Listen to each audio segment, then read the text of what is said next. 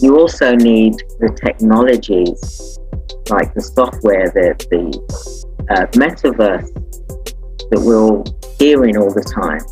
Metaverse technologies is good as well. So this is another list that you have to think about. What can you do to systemize everything? What is easier for you to do? Because you want to be able to have business quality of life. You want to be able to spend time doing what you want to do, whether that's with family, friends, for example. You know, it's good to think about these things and what type of technologies that you can have in place that's going to help you to scale your business